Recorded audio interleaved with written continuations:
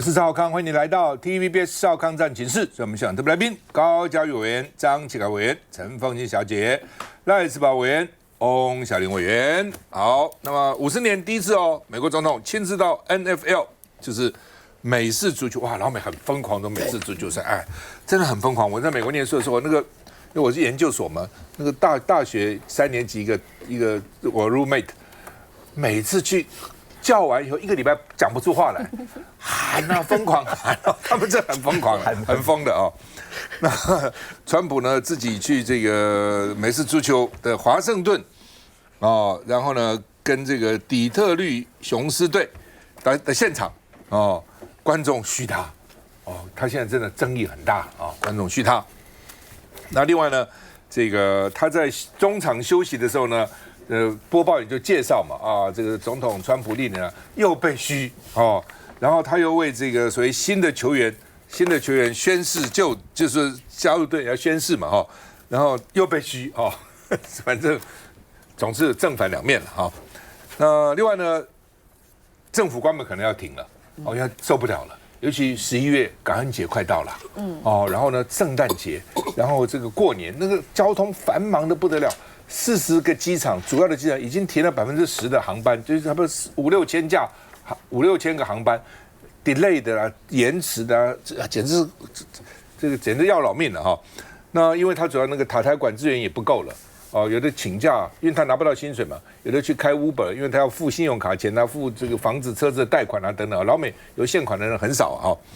那主要的原因是民主党有10个人挺了，所以参议院可以变成60比40。哦，就是有60张票哦，才能够这个赶快继续审他们的这个预算啊。那当然众议院现在怎么还不一定啊。那川普说快结束了，参议院呢，因为参议院已经在礼拜6开会了。美国周末都要回选区，美国那么大选区要回选区啊，但是呢，他们愿意留下来开会啊，所以已经协商的差不多了啊。那就是大家都能够下个台，民主党能够下个台。民主党原来坚持那个平价的这个健保法案，希望能够过，但是共和党坚持不给。那民主党说好吧，另外其他3个案子，你稍微让一点，哦，大家这个互让一步，哦，我们可以通过，哦，所以说有10个参议员等于是叛变了哈。那么另外呢，航空现在大乱，政府停摆，国家公园也不能去的，图书馆也不能去的，跟公众服务有关的不能去。所以你台湾如果到美国刚好想要去参观什么黄石公园什么惨了，通通关门啊。那全国单日就取消破2000架次，延误7000架次，所以你想那个航班大乱啊。那另外，川普说每个人给$2000，富人没份哦，要发钱哦。结果呢，吓得那个财政部长赶快说没有，我们只是减税了，并不是要发钱了哦。但是拜登时候也发钱了，真的寄啊哦，每家很多人都收到啊哈。那另外呢，美国工会也不爽川普，因为呢对中国船舶征收港口费。川普也把它 delay 1年了，那中国也对他不收，但实际上中国船到美国多，美国船到中国的少，你自己想这道理嘛？所以工会有港口的工人也不爽，我们看一下。美国政府关门40天，终于迎来好消息。参议院已经达成对临时协议的共识，要让政府资金延长到明年1月30号，代表美国政府关门危机有望解除。CNN as Democrats and Republicans in the Senate have reached a deal to extend funding for the federal government, which could pave the way to end the longest government shutdown in U.S. history. 美国总统川普的星期天不止忙着催促议员重启政府，他还搭着空军1号从佛罗里达飞到华府看美式足球。I just want to say, was that the greatest flyover ever? Nobody's ever done a flyover like that. 川普是继前总统卡特之后第2个到现场观看 NFL 的总统。他还主持新兵宣誓仪式，但在他领读誓词时，却引来球迷嘘声。足球迷们手狂比倒赞，现场更是嘘声四起。不过，川普本人的表情看上去似乎不以为意。其实，除了看球，川普还在社群宣布好消息，因为川普关税让美国吸引大量投资，可以偿还巨额国债，所以川普打算发关税红利，折合台币每个美国人可以领到62000元。And it looks like we're getting close to the shutdown ending. You'll know very soon. 尽管美国联邦政府还得等待参众两院投票通过才能重开，不过解决最大政治危机，这一天对川普来说似乎过得相当愉快。来，凤馨怎么看？其实这一次参议院呢，他们是利用礼拜天的时候，就亚洲时间的今天早上，然后美国的参议院然后通过了这一个表决案。那当然，这并不是说过半，说是要60票哦，60%。那这60%的这一个就是投票，然后支持的是什么？支持停止讨论，逕付表决。所以呢，美国现在我们知道说，它的这个整个的这个参议院的结构，共和党是居多数，但问题是它只有微幅的多数，它并不是绝对的多数，它只有52票而已。那么你对上了这个在野党，就是民主党，其实你没有60票的这个多出来10票的这个优势，所以这一次呢，至少有8位民主党的这个参议员跑票，然后呢过来，然后支持了，就是说停止讨论，停止讨论之后呢，下一步当然就是交付参议院投票。那临时拨款法案应该会通过。这临时拨款法案只要通过了，其实众议院这一关并不是难，是因为众议院并没有像参议院这种停止讨论要60%的投票的这个通过之后呢，那么这样子的一些相关规定，那众议院共和党因为现在是过多数嘛，所以呢应该过关的机会非常的高。好，所以这件事情其实是在部分的参议院的民主党的参议员的妥协之下，现在算是短期之内先过关了。那他们有去点算了一下，盘点了一下这8位的民主党的参议员，其实你看不出那一个就是共同的特征是什么，只有一个共同的特征，就是明年他们不会改选。那其中还有2位，甚至于他们是说，他们以后再也不要选举了，就他们已经要决定了，就是他们的这个参议院呢，就到这一届为止。好，所以就是不面临改选的参议员，那在这一次表现了出了一个跟共和党的合作，他避免了对于支持者的这个对他的这个谴责。当然，你也凸显出来一件事情，就是虽然说这一次呢，暂时我相信在1-2天之内，它其实就落幕了，因为美国的经济、美国各方面其实都承受不了这件事情。但是呢，它的暂时落幕，并不代表两党之间的对立就趋缓了，相反的，两党的对立其实只是升高的开始，而并不是结束。那么明年底的这个选举，就包括了地方的，不管是不管是众议院的全面改选，或者参议院的1/3的改选，其实对于川普来说，那都是必胜的选举。所以呢，双方现在一定是倾巢而出。那这个内部的对立之后，还会有一些什么样子的变数，我们真的不知道。所以川普现在祭出来的这一招，是因为他们内部还真的评估过，就是呢，川普之所以赢得2.0，其中有一个重要的原因，他在1.0的时候的纾困支票上面呢签了川普的名字。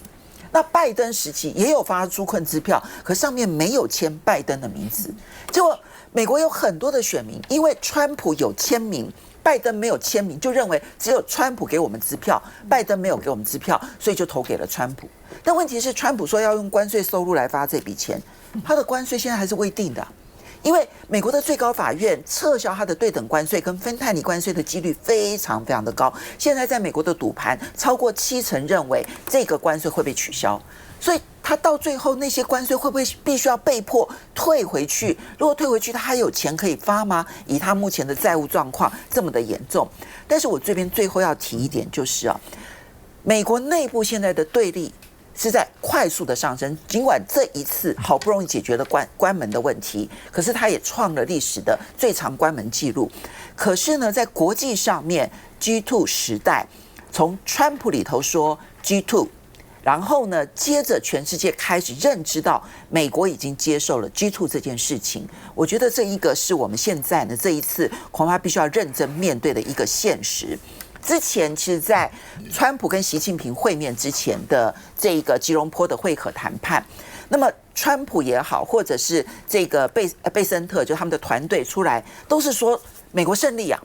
这个稀土问题也解决了，然后中国大陆也要买了，然后至于美国要换什么不让大家知道。可是我根据双方所公布的内容，我那时候就很明白的告诉大家，稀土就是换9月29号的美国的50%穿透性原则，那时候一下子把实体清单扩大到5000多家，就是中国大陆的公司的子公司5000多家。那稀土就是换这个管制，然后大豆就是换港博费的这件事情。现在至少证实了，其实我当初说的这一个对等的彼此谈判结果，现在大家都在执行当中。反正你注意了，现在为止跟美国谈判，每一个人谈判出来都说他赢了，对，没有一个说他输的。对因为要对国内政治交代嘛。都说好棒哦！原来他要给我加80%关税，现在只加了50%了。原来给我加50%关税，现在只加了30%。每个说赢，不相信好了，将来台湾一定也是他赢了。怎么样？我都赢了来继续看。这一天大家最关心就是现在普花1万块了，人家川普比我们更大气他说他们关税现在发大财了，$2000，人家$2000呢6万块花的比我们还多，现在等于是拿我们台湾的这个高关税去补贴的美国人所以刚刚赵大哥讲他去NFL 什么那些被虚的嘞。他只要钱花下去，我想这个大概明年应该是会降低非常非常多。另外，钱照拿虚照许的那两回事。对立的情况之下不会。而且另外一个好消息啦，就是那个终于要开门了，美国要开门了。我们这个礼拜6，包括我了，我们现在国会那个立法委员，我们现在跨党派的，我们要去这个巴拉圭参加这个世界台商会。我们本来担心要从因为他们有转机是吧？要转机都要从美国过境。我们在想说，光是一天取消就3000个这个班次，然后很多的沿路。我们本来那带队的是那个副院长了江启臣。我们现在朝野立委本来担心说，这上去美国搞不好都卡在那里了，而且安全。对，家里在担心的就是安全。那现在看起来比较安全，而且沿路应该是可以。这算不止对美国是好消息，这对台湾也是好消息。另外，我比较关心一件事情，刚才赵大哥说，每次川普谈完都说喊赢啊，他说他跟这个习近平碰面了，他说这次见面美国大胜利。他说如果用10分来评的话，我这个可以超过12分，12分。然后他就说真会吹牛。那他说习近平他们让步什么？包括这个什么买我的大豆，对不对？然后稀土这个管制也要往后。可是慢慢的，现在真相都出来，美国做了什么让步？美国暂停扩大先进晶片的管制，这是一个。第二个，这几天就引起很大的一个讨论了。他连中国的这个船舶的这个港口费，连这个都让步了呢。所以现在他变成说，很多的蓝领阶级跟他联合的那个钢铁工会都已经出来，因为这个对美国的那个造船业重启。大家记不记得，他们跟南海在谈的时候，南海就是拿这个来跟他们谈。他说我投资你$1500亿，让美国的造船业再度的这个伟大。可是你看，他为了让跟中国大陆那边达成一个彼此的一个 balance， 他连这个地方都让了所以可能有很多的真相会出来，不是只有说每次都是美国赢，到底中国大陆拿到什么？包括他们为什么这次不谈台湾，很多事情都是我们要非常非常注意的。就是为什么参议院60个就可以停止讨论了？因为美国有一个制度叫做 filibuster， 费力法治拖，我们把它翻成就是说，他为了保障少数了所以你只要你这个国会参议员，你只要有本事上台讲话。只要你不下来，你就可以继续讲。最长的大概搞个2天2夜、3天3夜。我这随便像老沈一样喜欢唱歌，上面唱歌也可以。念那个 Yellow Book 那个电话簿那个黄页什么3号几号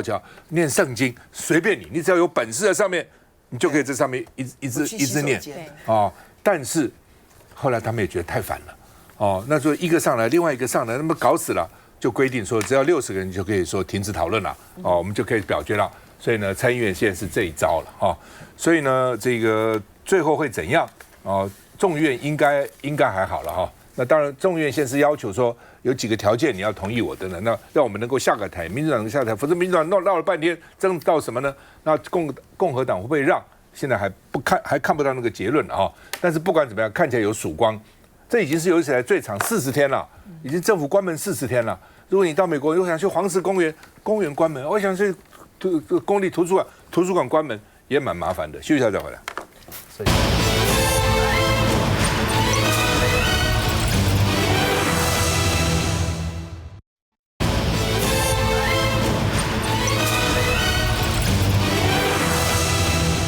好，那么萧美琴跟蔡英文他们都到欧洲访问。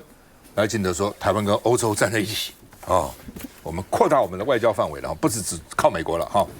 网络传说这个萧美琴捐了80亿欧元才能够进 IPAC 演说了，总统府说恶意捏造，报警调查那因为呢，他们说根据 BBC 报道，法国是没有 BBC 的，网络现在什么乱讲一通哈。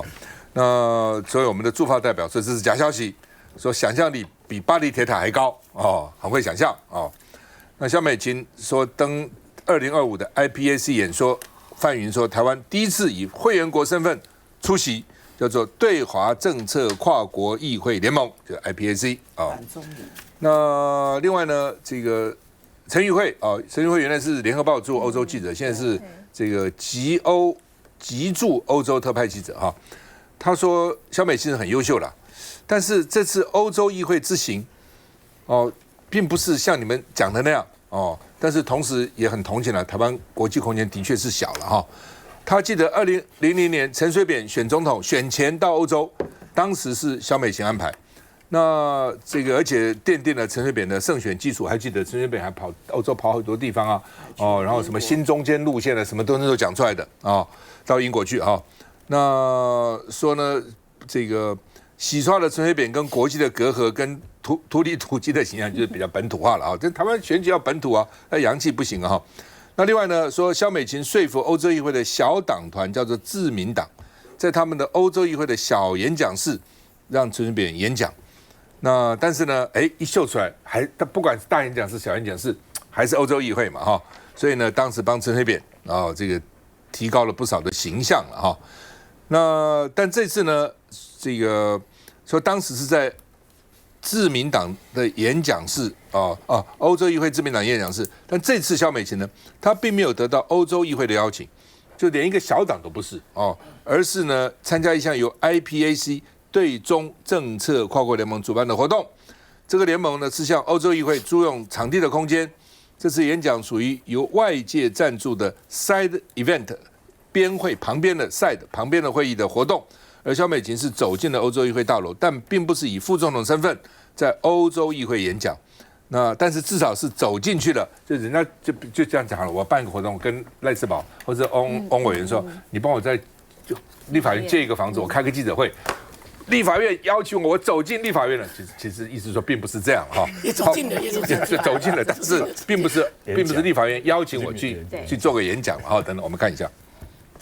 萧美琴的外交突破，据了解，事前连副总统自己都以为仅视讯出席。外交部次长吴志忠就透露，驻欧盟大使谢志伟功不可没，因为他的一通电话称，如果不让副总统来，太可惜了，让相关团队动起来。林佳龙子弟兵卓冠廷也转述总统说法。不过，在赖政府一片欢欣同时，有网友造谣，指法国媒体 BBC 报道，台湾捐了80亿欧元，让副总统上去喷了20分钟的口水。但 BBC 不是法国媒体，是英国。这个谣言的部分，我们已经严正的谴责，并且也已经通知了警政单位要依法来进行调查。那事实上 ，IPAC 他们是在1个多月前，透过了外管向外交部提出了说他们有这样的演讲邀约。至于被指造谣的网友，其贴文已删除。不过他也反酸其他网友有政府会告人不好吗？前议员汪浩宇则表示，经 AI 系统追踪比对，目前已发现散布相关假讯息的账号多达107个。身兼 IPAC 共同主席的范云也驳斥，尽管萧美琴已返国，但后续效应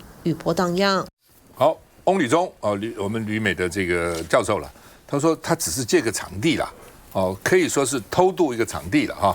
那徐宇珍国民党委员说，把国家利益变成政治表演秀。那黄国昌说，哎呀，我们的外交处境困难，不忍苛责了哈。那其实基本上是就是说，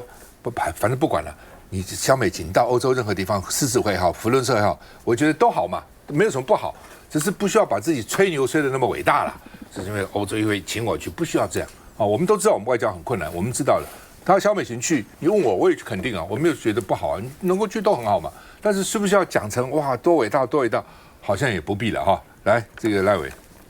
是的，这个很清楚看得到嘛，这个学者已经打脸了嘛，他就是一个 IPAC 开年会或开什么会，那么在欧洲议会里面借一个会议厅、会议室，那有那看起来像那就说这个我们萧副总统在那里来演讲。那不管怎么样，你萧副总统能够去欧洲一趟，能够做这样的参加 IPAC， 那也不错了，也就是好像是你到了立法院嘛哈，也请到立法院了，对不对？就请到国会来，然后可是问题我们就要问了，那这个是不是有需要这样子把它弄得讲得这么伟大哦？说我们哇，从此不是只有靠美国，还要跟欧盟什么之间的连结，这个东西怎么把它link起来，其实是很有问题的。那么第二点我要提一下，这个 IPEC 什么组织 ？IPEC 基本上它就是个反中的组织。它里面的话成员基本上它就是一个对中国对全世界的华人中国人基本上他的态度都比较敌对的。那这个来讲的话，那后面的人是金主是谁？我们的台湾民主基金会也赞助一些钱呐，所以基本上它就是一个世界的某种程度来讲是欧洲的一个国会议员比较反中倾向的，他们组了一个这样组织，开了一个年会，在欧洲议会借了一个会议室。让萧美琴去，当然能够去不简单了哦，能够去不简单，因为老共即便是老共说哎，这是借会议室，他也想办法去打压，所以这个国际空间是很困难的，可是就没有必要把它吹得这么的伟大了哦。王伟。确实这次这个萧副总统去欧洲议会这个借了一个会议室，然后在里面发表演说。我确实蛮赞同大家意见，就是说，其实我们现在台湾的外交困境能够有官员能够踏出国门，然后到了这个欧洲这个布鲁塞尔这个场地里面去演讲，我觉得都是好事。只是说有必要把它讲得这么渲染，然后这么夸大其词吗？其实从这件事情来看严格来说，就外交上面来讲，也没有得分嘛。我们也不是一个什么有一个外交突破，有一个实质上面有一个获得什么样的利益，但是呢，却可以看到民进党政府宣传满分。这个把萧美琴的这场演讲，然后讲的好像是多么伟大，然后在过去都从来没有任何的政府官员曾经到过欧洲，然后去做过相关的演讲啊。那我觉得其实民进党政府向来就是他的宣传做得太过分了，结果没想到被大家这个就戳破了。然后原来说那也是一个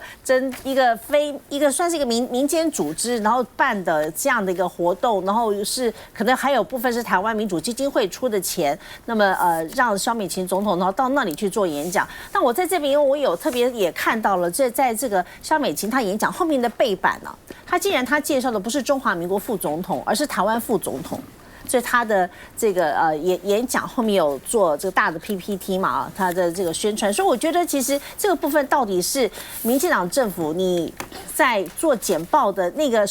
封面上面你刻意这样写的，还是说是这个是 IPEC 这个组织他帮你写的？那我觉得如果说明明就是中华民国副总统，要不然你就是 ROC 然后 Taiwan 这样也好，但是你不能直接写就是 Taiwan Vice President， 我觉得这个部分的话其实也是降低国格的一个做法那这个外交部应该要去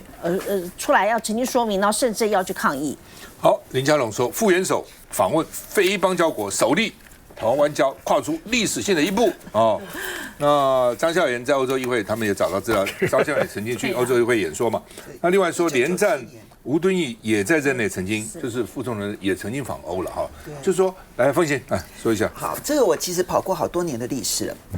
连战他在当副总统的时候，去过捷克，去过奥地利，去过冰岛。然后吴敦义在当副总统的时候，是2008年到2016年的时候，副总统其实也去出访过。那这一张刚刚提到的，这是1997年5月的这个历史性的照片那这一张照片，那时候他还姓张，还不姓蒋，那时候还跟着母亲姓张，而不是跟着父亲姓蒋。好，那是张孝言，他是外交部长。这是我们第一次在欧洲议会演讲。如果按照萧美琴的定义的话，这个叫做在欧洲议会演讲。好，那但是实情是什么？并不是欧洲议会邀请了张孝言，而是呢，欧洲议会底下有一个欧洲议会的外交委员会的议员，然后主席他是主席他邀请了张孝言去，然后呢，现场50多位的议员都是欧洲议会的议员。